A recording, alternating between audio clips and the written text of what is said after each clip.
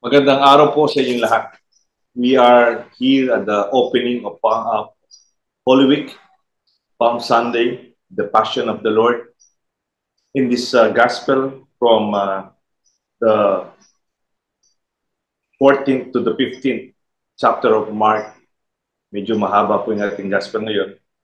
And we are reading for the Gospel of the Palm Sunday, for the Passion of the Lord. Our title for our reflection is Making Sense of the Passion of the Lord. How can you make sense of suffering itself? At times, it's almost senseless. Nung pong a few months ago, we were given the chance to watch the film Gombursa. It was offered to the priest of Pampanga, and together we watched the film.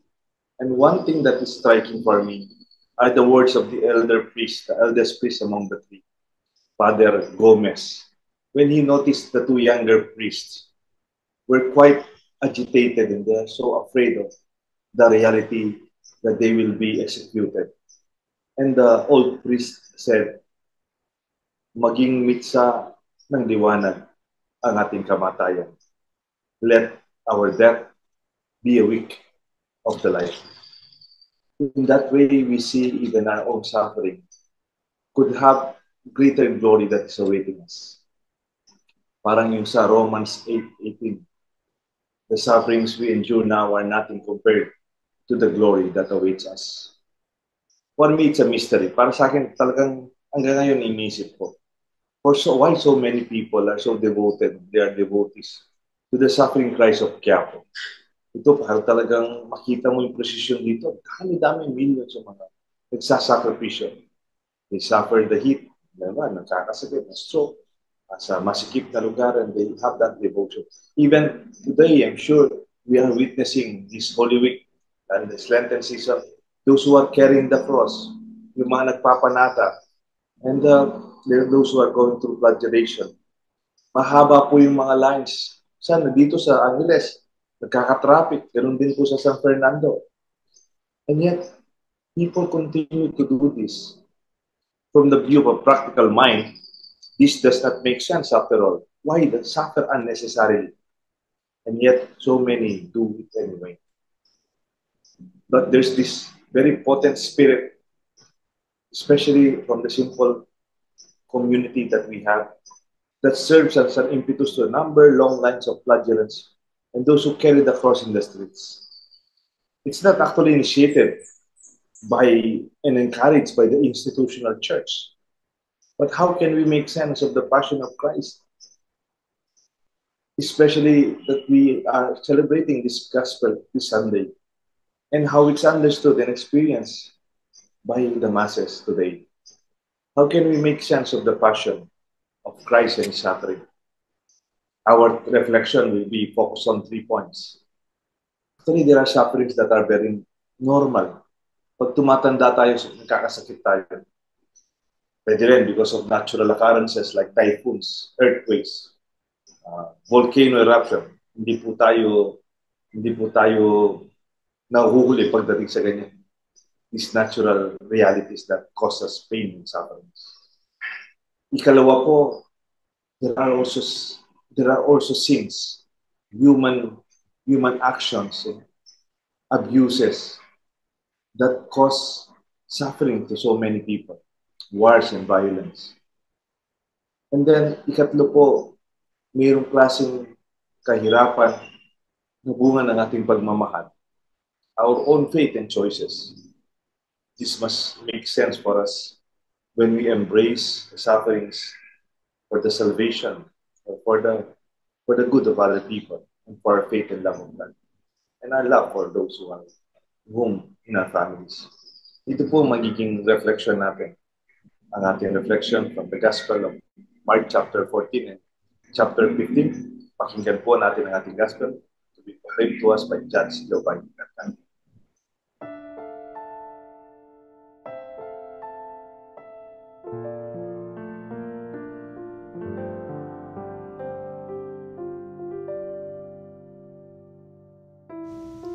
Pagbasa mula sa Ebanghelyo Ayon kay San Marcos. Kinaumagahan, nagpulong agad ang mga punong saserdote, ang matatanda ng bayan, ang mga eskriba at iba pang bumubuo ng Sanhedrin. Ipinagapos nila si Jesus at dinala kay Pilato. "Ikaw ba ang hari ng mga Hudyo?" tanong sa kanya ni Pilato. "Kayo na ang nagsasabi," tugon naman ni Jesus. Nagharap ng maraming sumbong ang mga punong saserdote laban kay Jesus. Kaya't siya'y muling tinanong ni Pilato, "Wala ka bang isasagot? Narinig mo ang dami ng kanilang sumbong laban sa iyo." Ngunit hindi na tumugon pa si Jesus. Kaya't nagtaka si Pilato. Tuwing pista ng Paskwa ay nagpapalaya si Pilato ng isang bilanggo. Sino man ang hilingin sa kanya ng taong bayan. Nakabilanggo noon ang isang lalaking nagngangalang Barrabas, kasama ng iba pang naghimagsik at nakapatay ng nagdaang himagsikan. Lumapit ang mga tao at hiniling kay Pilato na isagawa na ang kaniyang kinaugaliang pagpapalaya ng isang bilanggo. "Ibig ba ninyong palayain ko ang hari ng mga Hudyo?" tanong niya sa kanila.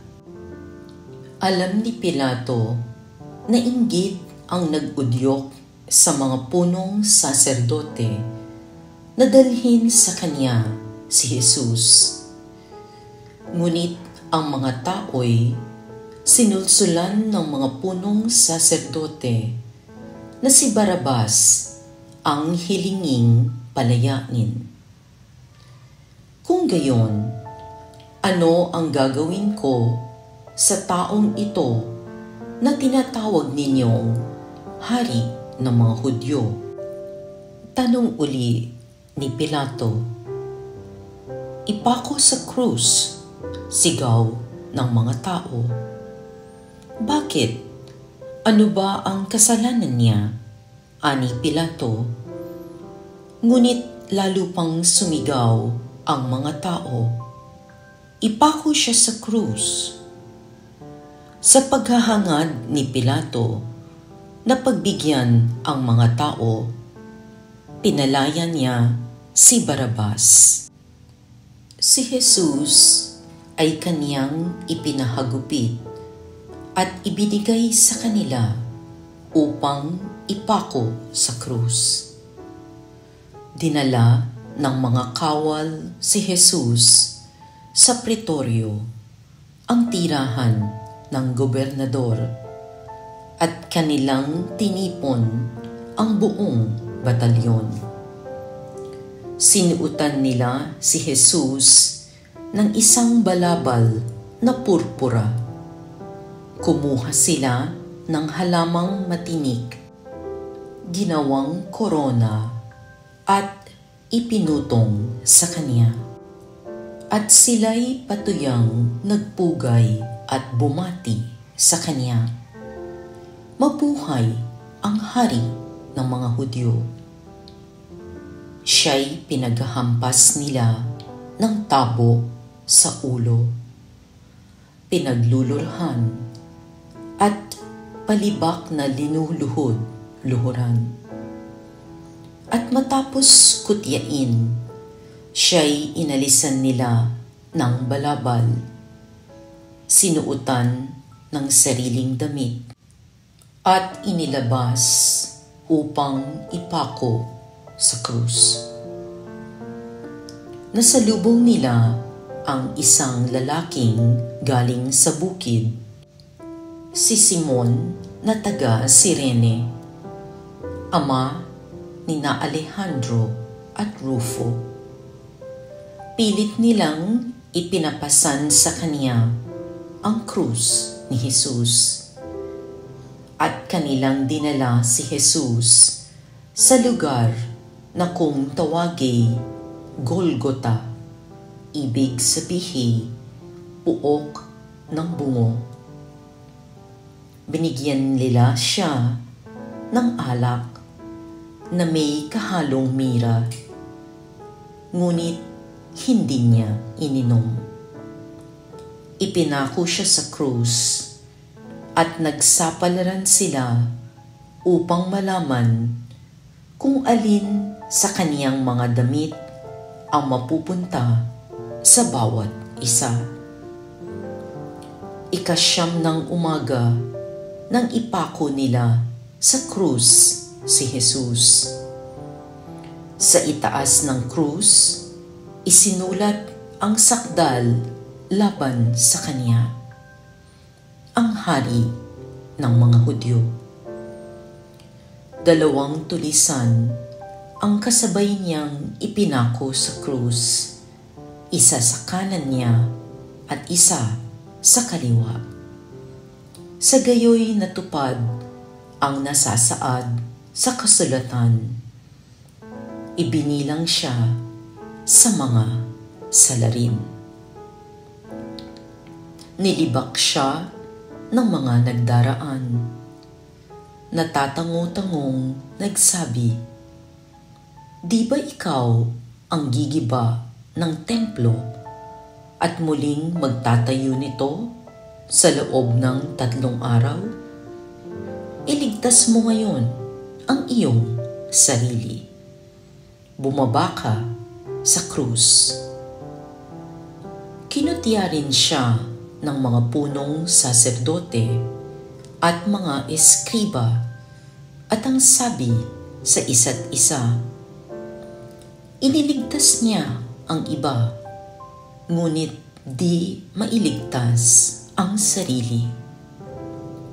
Makita lang nating bumaba sa krus ang Mesiyas na yan, na hari ng Israel. Maniniwala tayo sa kanya. Inalipusta din siya ng mga nakapakong kasama niya at nagdilim sa buong lupain mula sa tanghaling tapat hanggang sa 3 ng hapon. Nang mag-iikatlo ng hapon, si Jesus ay sumigaw, "Eloi, Eloi, lema sabachthani," na ang ibig sabihin, Diyos ko, bakit mo ako pinabayaan?" Narinig ito ng ilan sa mga nakatayo roon at kanilang sinabi, "Pakinggan ninyo, tinatawag niya si Elias." May tumakbo at kumuha ng espongha. Ito'y binasa ng maasim na alak at pagkatapos ay inilagay sa dulo ng isang tambo at ipinasipsip kay Jesus. Sabi niya, "Tingnan nga natin kung darating si Elias upang ibaba siya." Sumigaw ng malakas si Jesus at nalagutan ng hininga. Biglang nawasak sa gitna ang tabing ng templo mula sa itaas hanggang sa ibaba. Nakatayo sa harap ng krus ang isang kapitan ng mga kawal at kaniyang nakita kung paano namatay si Jesus. Kaya't sinabi niya, tunay ngang anak ng Diyos ang taong ito. Ang mabuting balita ng Panginoon.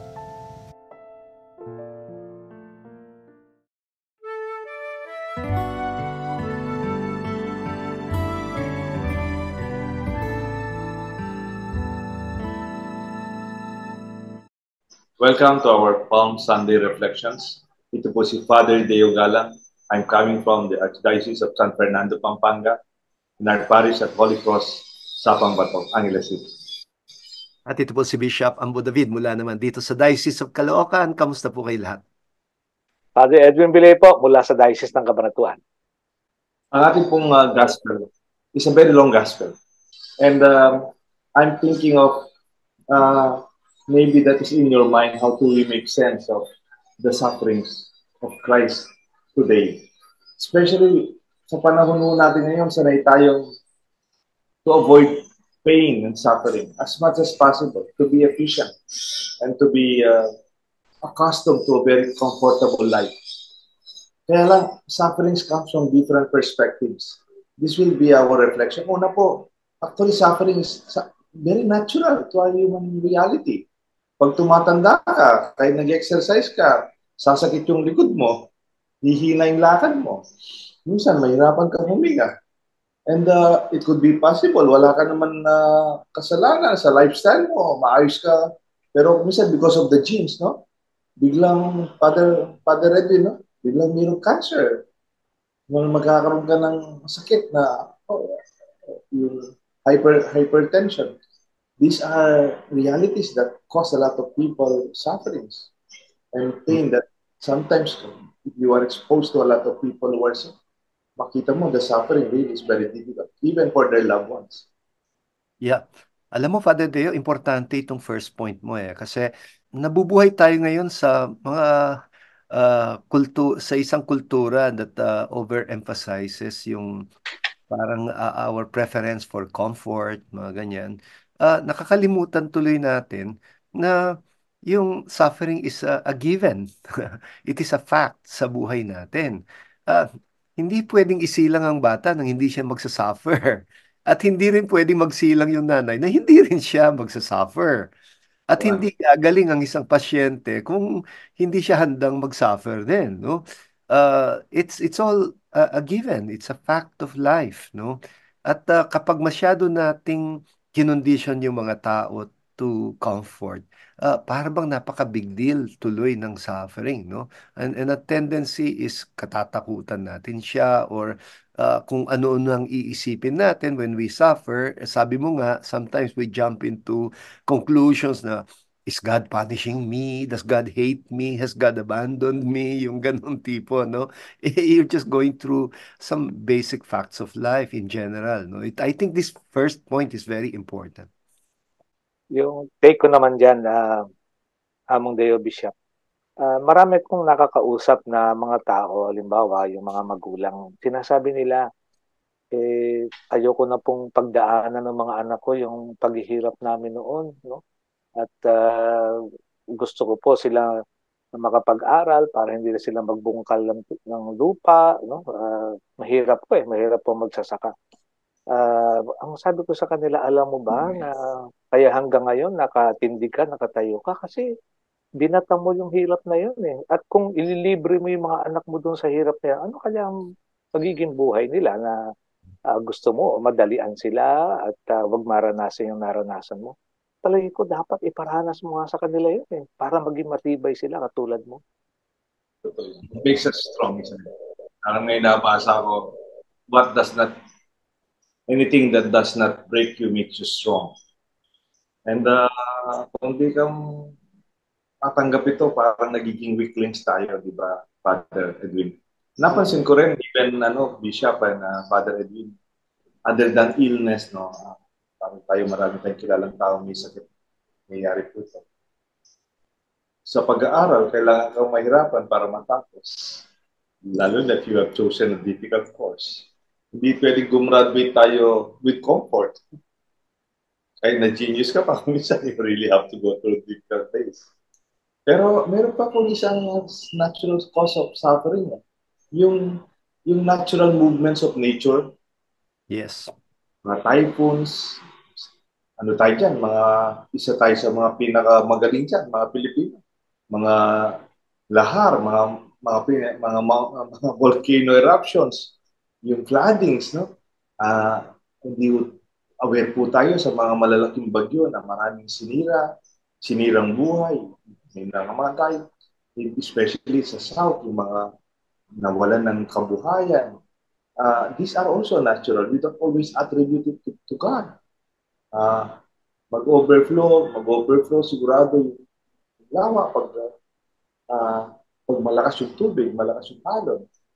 And these are realities that we have to realize they are natural. Even earthquakes. Hindi ko alam kung nakwento ko na yung first part yung born again pastor na nakikinig lang ako, no? 1991 pa yata ito, 92. Gumagawa kami ng parol para Pasko, mga kabuhayan ng mga uh, kooperatiba after Mount Pinatubo, kaysa sa puro relief. Magtrabaho naman tayo. Nagbigay ng relief. Sabi ba naman ng pastor, bago binigay yung relief nila, talaga ganyan mga kapatid. Kaya pumutok ang Pinatubo, nasira ang ating kabuhayan dahil sa ating mga kasalanan. Tayo makasalanan, magsisilang tayo. Hindi na puputok ang Pinatubo. Hindi na dadaloy ang lahat. Hirap naman ng ganong theology, no, Bishop? Mm-hmm. Kasi, paano yung mga taga-Cabanatuan? Wala bang kasalanan yun? Tsaka mga Caloocan, tsaka Quezon City, o mga taga-Mindanao, o Visayas. Ba't kami lang dito, no? I mean, puputok ang Pinatubo. It must be part of the design of nature. We just have to respect it. Yes, I agree with you, Father Deo. And siguro, conditioning din yan minsan. Dahil nga we're trying to make sense, di ba? Yun yung title mo Making Sense of Suffering. And kung minsan, pag nakalimutan natin itong first aspect na sinasabi mo, we will really jump to all kinds of conclusions why we are going through difficult times, no? And yun nga, may tendency tayo na i-blame natin kagad si God, na sabihin natin pinaparusahan tayo, yung gano'n, no? And it is so unfair and also very untheological, no? Parang unhealthy na kind of thinking, no?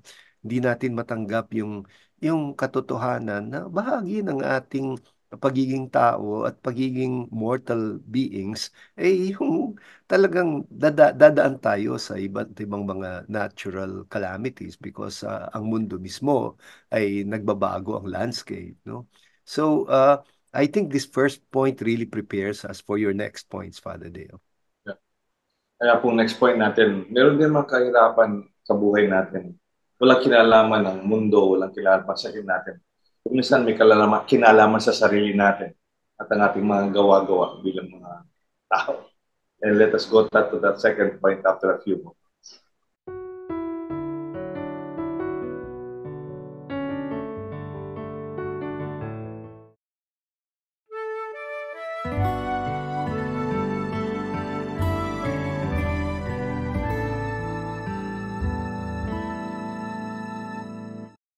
Kasama niyo pa rin po si Bishop Ambo David, si Father Edwin Belay, at po si Father Deo Galang, with our director, Father Jonathan Bartolome.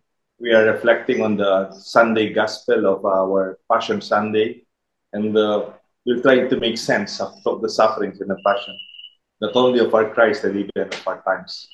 Si Father Edwin, meron siyang punto kanina na napaganda, gawin mo nating segue sa ating reflection on the second part. Father Edwin.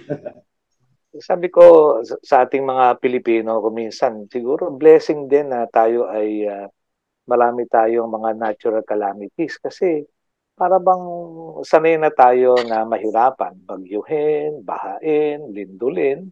Kasi yung resiliency, yung lakas ng loob ng mga Pinoy na bumangon mula doon sa wala ay kayang-kaya ng mga Pinoy na ika nga ay sabihin na talagang ganon, tayo ang nasa lanta ngayon, at pwede pa rin magsimula uli. Hindi tayo umani ngayon, pwede magtanim uli, no? parang ika nga yung hirap, pwedeng kasanayan eh, no? At gawin mong lakas, gawin mong tibay para patuloy kang mabuhay ng ika nga makahulugan at maganda pa rin. No? Sabi nga ni Bishop Ambo, hindi ito dapat maging parang katakutan. Kundi dapat ay yakapin pa rin kasi alam mo, pinapatibay ka lang, pinapalakas ka lang ng mga paghihirap. We become weaklings. No? May expression on, if you want to look for the toughest timber in the forest, look at the side of the forest when the wind blows hardest. And when you see a timber standing erect, then you have found the strongest wood in the forest. Yung kalawa po, punto, may kinalaman po dito. Marami din po rin nahirapan because of our own doing. Yung kagagawan din natin, yung ating mga kasalanan. Alam niyo po, kasalanan, there's no such thing. Personal po naman itong kasalanan to, sa akin lang naman. It will always have a social effect. And when a husband is unfaithful to her wife, it will also be causing suffering to the family. And if there's a broken home, the children, the innocent children, are also suffering unnecessarily without a father or without a mother at home. And even if you push it further to our social realities, yung mga syndicated violence and estafa, crimes, they also cause a lot of suffering to the victims, if I may say, of their action. Kasalanan ng tao, pinanggagalingan ng kahirapan ng tao. Hindi po kagagawan, hindi kagustuhan ng Diyos for the first one. Oo. Yeah. I agree, Father Deo. Sabi nila, one of the signs na nagmamature na yung tao ay kapag, we can take responsibility for our actions, including our mistakes, no? Rather than look for somebody to blame for them, no?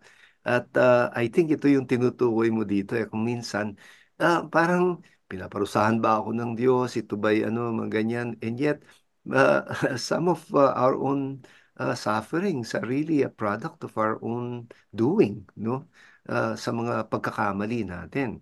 At kung i-relate ko dun sa sinasabi kanina ni Father Edwin, yung hindi lang mga natural calamities or natural causes of suffering ang pwedeng magpatibay sa atin, pati mga pagkakamali natin.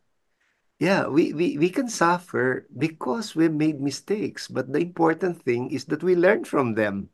Na pagbago nating muli, may nagbabago sa atin. Ang masama ay pag walang nagbago sa atin at lagi nating sasabihin na binagsak mo ko, Panginoon, mga ganyan, no? Ikaw kasi, mga ganyan. Looking for someone to blame will never make us mature. Parang yung nagdadasal na tao, sabi niya, Lord, ba't na naman ako pinabayaan? Nagkasakit ko sa atay. No? Wala akong pampagamot. Ano? Gusto kong sagutin yung tao kasi alam ko umiinom siya. Sino ba nagpabaya? Si Lord ba o ikaw? No? Lord, ba't mo naman ako pinabayaan magkasakit ng diabetes? Wala akong pampagamot.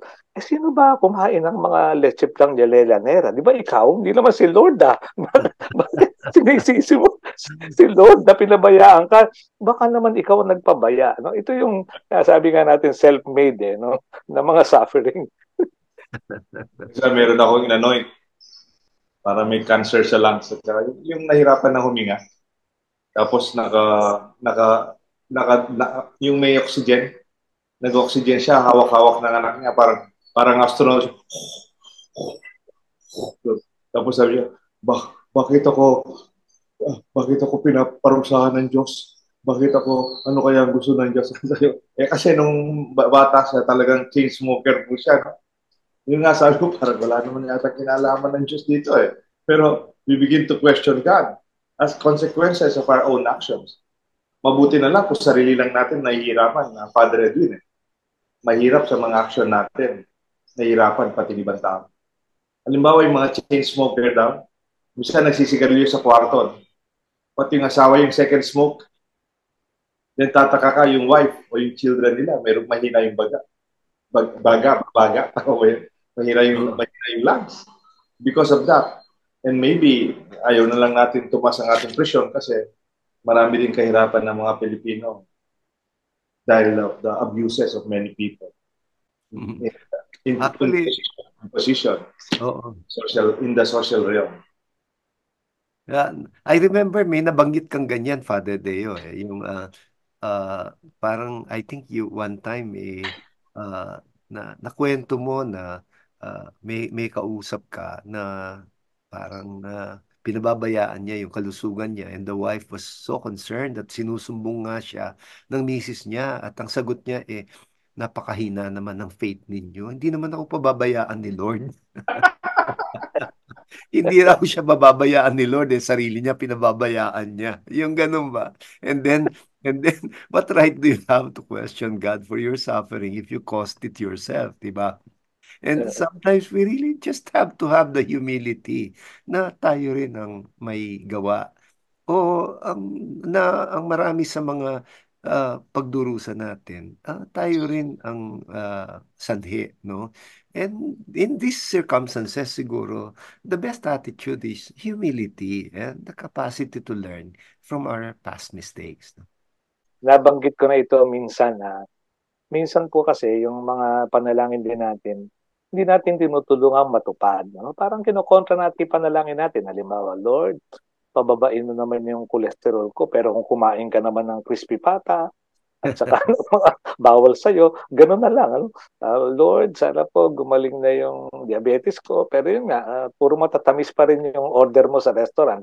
So parang hindi mo tinutulungan yung dasal mo na mangyari. Kinokontra mo yung dasal mo para mangyari. No? Kaya yun nga, of our own doing talaga minsan, yung ating mga paghihirap. Hindi pa natin pinag-uusapan yung mas malalim na pinanggagalingan ng kahirapan ng maraming tao. Yung tinatawag natin social injustice. At saka mga syndicated crimes. Yung mga taong nanluloko ng mga ibang tao. These are mas siguro kahit 2 oras mag-discuss ang ganito, pero this is also true.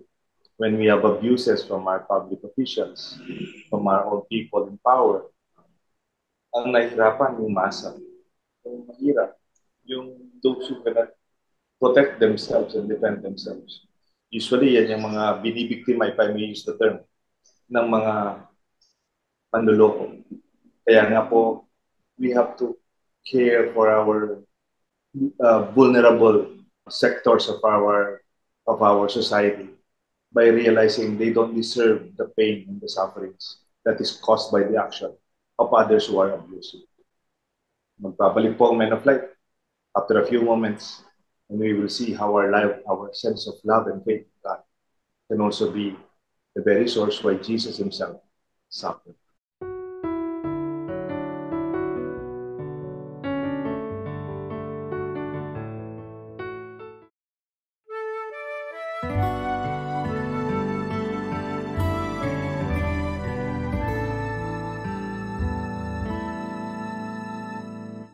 Welcome back to our reflection on the Sunday of Blessing of Palms, the opening of Holy Week. We are still with Bishop Ambo and Father Edwin and Father Deo. Ang ating pong reflection, how do we make sense of the Passion of Christ in our context today, in our time, in our experience as a people? Minsan may nakakwento po ako, matandang dalaga, teacher. May alos pa-retire na po siya. Sabi niya, Father, nahihirapan ako kasi ako yung naiwan sa nanay ko. Yung mga kapatid ko nasa Manila, nasa probinsya ko. Tapos yung iba may nasa abroad. Kaya lang, ako lang available. Kaya ako nagbabantay sa nanay. Dahil teacher ako, I have to leave early. Kumuha ko ng kasambahay na she will take care of my mother. Kaya lang, yung gastos, ako talaga lahat, Father.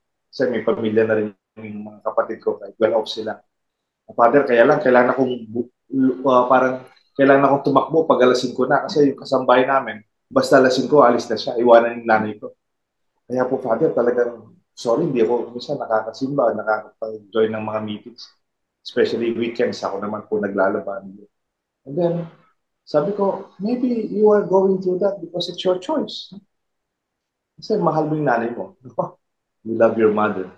Pwede naman, ihatid mo yung nanay mo sa Maynila. Ipasa mo siya mga kapatid mo. Pero you're not doing it. Minsan, these are stories of pain and sufferings and sacrifices. And you realize that the background, it's not her fault. Hindi wala mo siya kinalaman sa sakit ng nanay niya at matanda yung nanay niya. Because she loves her mom. She cannot abandon her mother. And I think we have to distinguish also the sufferings of Christ and the stories why Jesus embraced the cross. It was not his fault. It has nothing to do with his own. Sabi nga, Jesus did not die. He was killed. Dying is a natural occurrence, isn't it? Nagka-cancer si Jesus o na-heart attack sa kinain niyang cholesterol. He was killed because he stood for something, the truth and the message of the love of God. Pwede po pala yun, Bishop. Because you suffer, because you embraced a way of life. You embraced love for your family, for your children, and even your faith in God. Yeah. Ang ganda ng build-up ng ating kwentuhan, Father Deo. Kasi this is another category of suffering. Kasi yung una na first point mo ay was about sufferings that are givens. Mga a fact of life. They are really part of our reality as human beings. No? Yung pangalawa ay tungkol naman sa mga sufferings na bunga ng ating mga pagkakamali. No? And we suffer the consequences of the wrong that we do, no? Itong pangatlo, yung wala kang pagkakamali, pero nagsasuffer ka. And minsan, kino-question yun ng maraming tao. Parang, I don't deserve to suffer. What wrong did I do? Parang ganyan, no? Why? Kaya, again, naku-question na naman si God, no? Parang, di ba dapat only the evil should suffer? Parang ganon. I'm doing good pero bakit ako nagsasuffer? I think ito yung I think ito yung higher category of suffering now that we are talking about, which in a way is also a choice. It's a choice. Hindi siya choice for suffering. It's a choice for love. Parang Yes. even if you know that the possible consequence is suffering, kasi wala namang normal na tao na gustong magdusa di ba? It's also not good to glorify suffering as if para bang napaka-masokista mo. Ganun ba, no? Uh, really? You want to you want to inflict that on yourself? No, nobody wants to inflict that on himself. No. It's minsan you love and because you love, you're ready. You're ready for the consequences. Minsan ko na pong napagnilayan, ewan ko na i-share ko na rin dito na minsan nahihirapan ako i-celebrate yung triumph of the cross o kaya yung Mater Dolorosa. Sabi ko, bakit i-celebrate ito? Kamatayan, paghihirap at pagdurusa yung isine-celebrate. No? Pero yung nga, nakita ko lang na dahil sa pag-ibig, no? Kaya ipagdiriwang mo. No? Uh, Pag-ibig ni Kristo, kaya nagtagumpay siya sa kabila ng kamatayan dun sa krus. No, yun ay pinagdiriwang yung pag-ibig. Ganon din yung mga balaraw sa puso ni Mater Dolorosa, no? Hindi dahil gusto natin siyang nasaktan, ano? Kundi dahil dun sa pagtindig ni Maria sa paanan ng krus, dahil sa pag-ibig niya sa kalooban ng Ama. Yun yung isine-celebrate. Not really the suffering, but the love behind the suffering that we are embracing and celebrating. Ito yung pagninilay ko doon. In fact, yung ating Christian faith, the purest part of the expression is in the midst of the reality of pain and challenges. Naalala ko, Bishop, Father Edwin, ngayong summer, nag-enjoy ako dun sa harap ng chapel namin. May matatandang bonggabilya. Tapos, pinapakat ko yun regularly para hindi masyadong tumas. Puno sila ng bulaklak ngayon.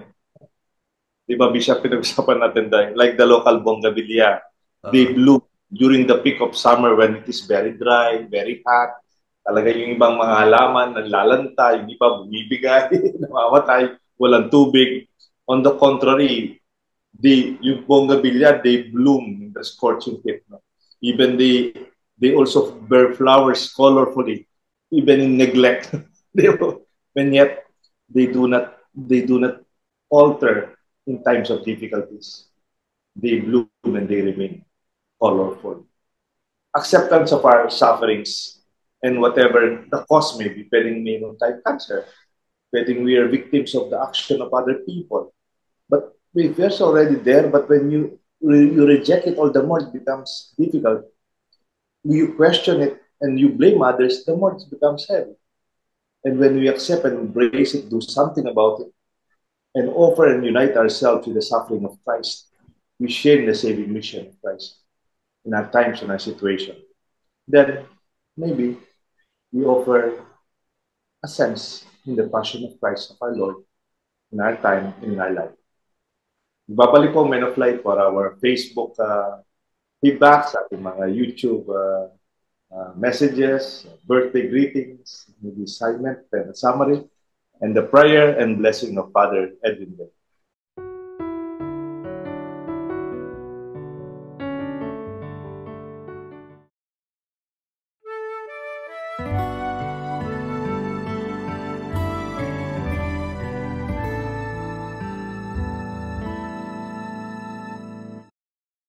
We are at the last part of our Palm Sunday reflections. We will be reading to you the Facebook feedback, our own YouTube messages, our birthday celebrants of our community, a short summary and assignment for our reflections and prayer and blessing of Father Edwin Belen. Bishop Ambo, can you start with? Okay. I'd like to start with a comment by someone who is not always found in the comment sections of Facebook. So si Alan Santos, good morning, Men of Light. You're really a light to us, men and women as well. Happy birthday po kay Judge Jovay Mercado. Sabi niya, pwede po ba siyang masilayan while reading the gospel? I'm a follower from Betis. Taga Betis si Alan. Kabalen. Si Roberto Alfaro, sabi niya, thanks again for refreshing our hope while reminding us on how to prepare ourselves when our time here is over. God bless you, family.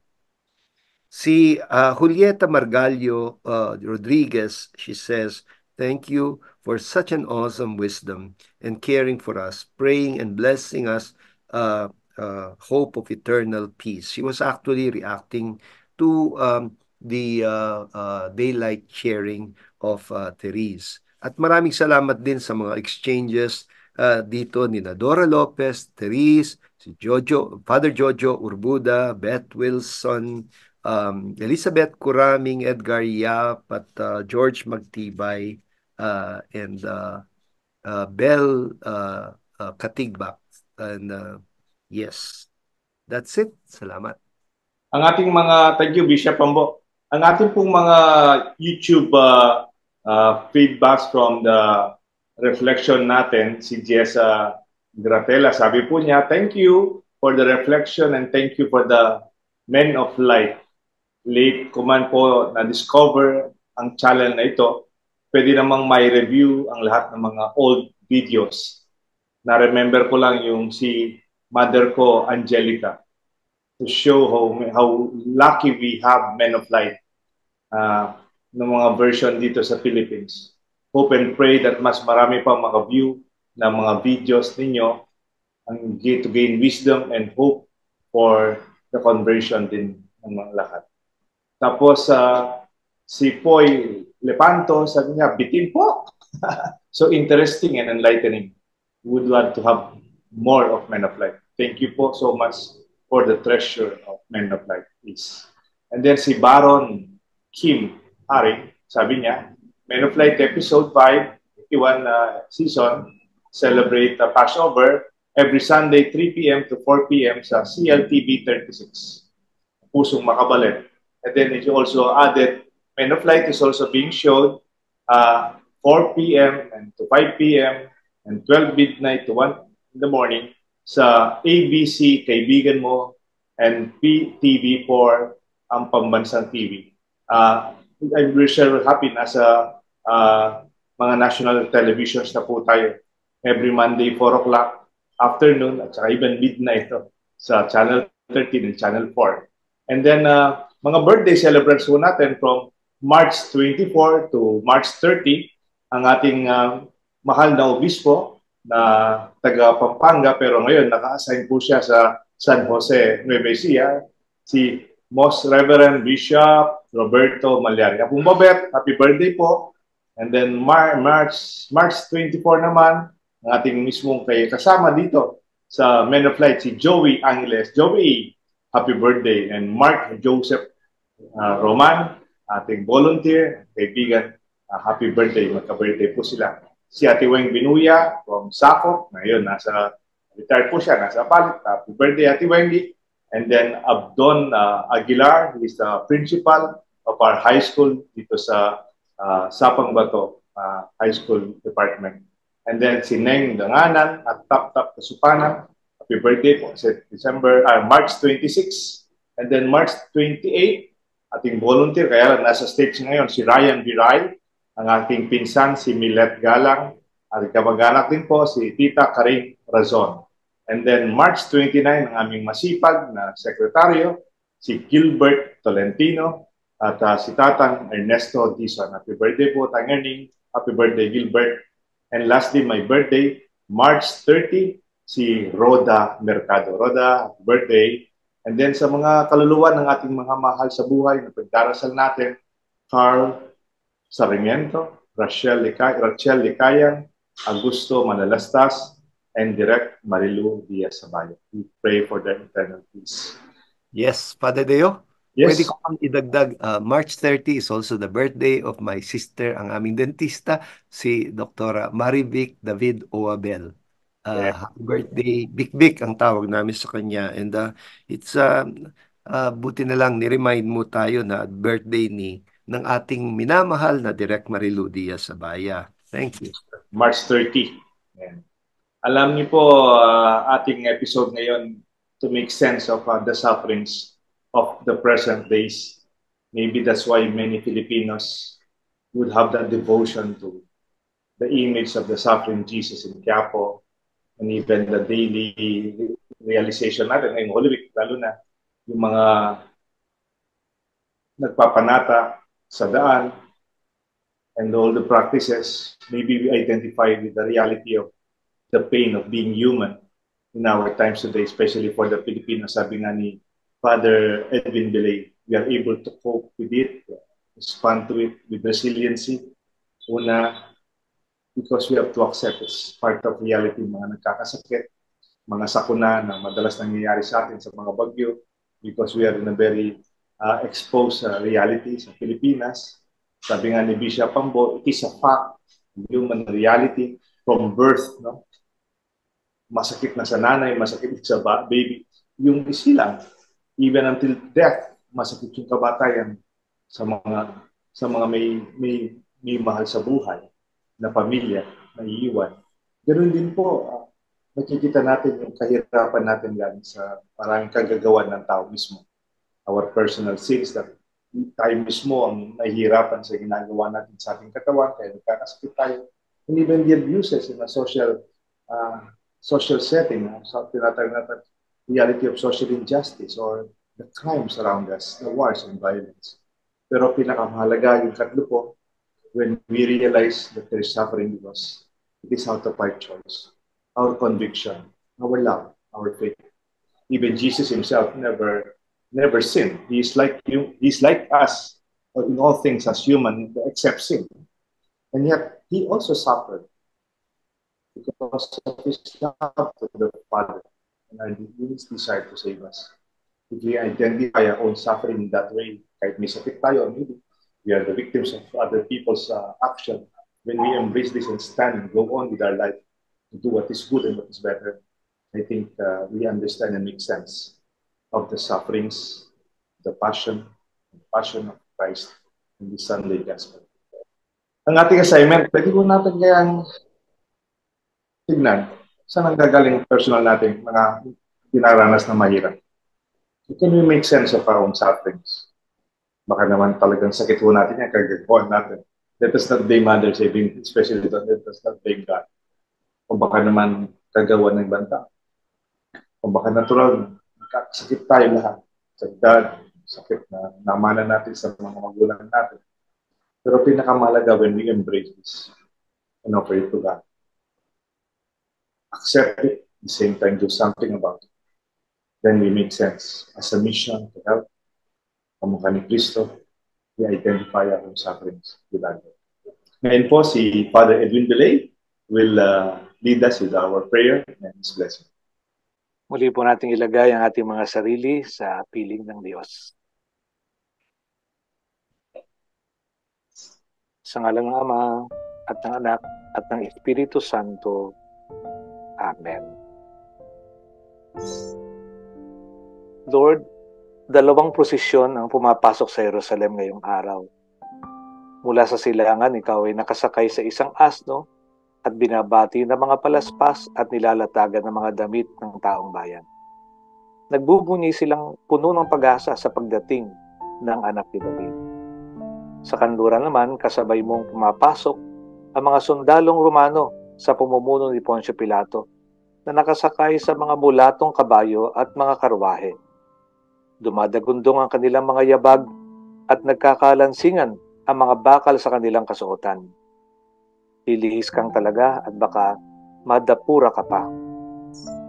Ang posisyon mo ay para ipahayag ang kaharian ng Diyos.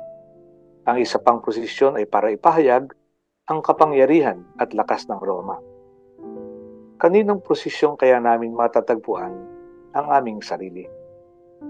2 mananakop ito. Madalas kaming naaakit sa kapangyarihan at lakas, hindi sa kaamuan at kababaang loob.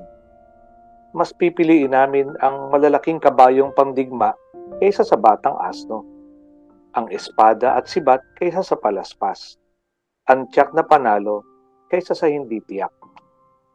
Salyamado kaming lagi, hindi sadihado. Subalit hindi ito ang misyon mo.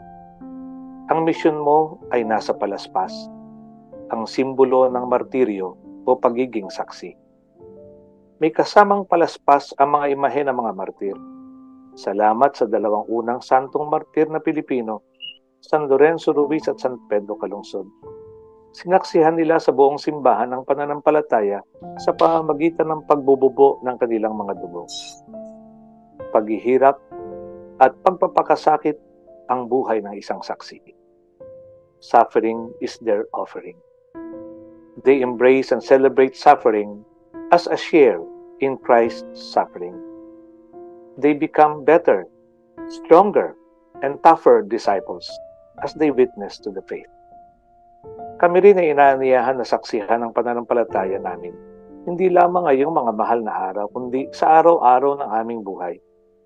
Hindi lamang sa loob ng simbahan, kundi sa aming mga tahanan at lipunan ng ginagalawan. Wag nawa naming itago o ikahiya ito. Mag-cross kami at batiin ka habang dumadaan ang jeep o bus sa harap ng mga simbahan. Magdasal kami bago kumain kahit nasa pondahan at restaurant. Humanap kami ng simbahan kahit kami ay nasa bakasyon at nasa ibang lugar upang sumamba. Ipakilala namin ang mga sarili na iyong mga alagad o tagasunod saan man kami naroon. Maging saksi o martir kami at panindigan ka. Huwag kang itatwa o ipagkanulo. Sa gitna at sa kabila ng mga sakit ng pagiging Kristiyano, maitanghal pa rin namin na tagasunod mo lamang kami. Lord, sa pagpasok namin sa mga mahal na araw, harinawang ang asno ng kaamuan at kababaang loob ang aming sakyan. Ang prosesyon ng kaharian ng Diyos, hindi ng taong aming samahan. Ang palaspas ng martiryo ang aming panindigan. Hindi ang mga sandatang mapanakit at nakamamatay ang panghawakan. Pangunahan mo kami, Lord, sa pagpasok sa Semana Santa at naway masundan ka namin hanggang sa pag-aalay mo ng buhay para sa kaligtasan ng sangkatauhan. Saksihan ka namin at huwag iwanan. Tulad mo, yakapin at mahalin namin ang mga krus ng paghihirap, ang aming mga personal na pasyon dahil sa pagmamahal namin sa iyo at sa aming pananampalataya. Ito'y aming samod dalangin sa iyo, Ama, sa pamamagitan ng Jesucristo, kasama ng Espiritu Santo, magpasawalang hanggan. Amen. At sumainyo ang Panginoon, At sumayo rin. at pagpalain kayo ng makapangyarihang Diyos, Ama, Anak, at Espiritu Santo. Amen. Amen. Maraming salamat, Father Edwin. Maraming salamat, Bishop Ambo. I know you're very busy. You're preparing for your talks. And Father Jonathan, maraming salamat din po. Ito po si Father Deo Gala. May this week be holy for all of us. Maraming salamat. At ito po si Bishop Ambo David. Happy Easter in advance to all of you. Father Edwin Blay po, mula sa Diocese ng Cabanatuan, sumimba tayo sa buong mahal na araw.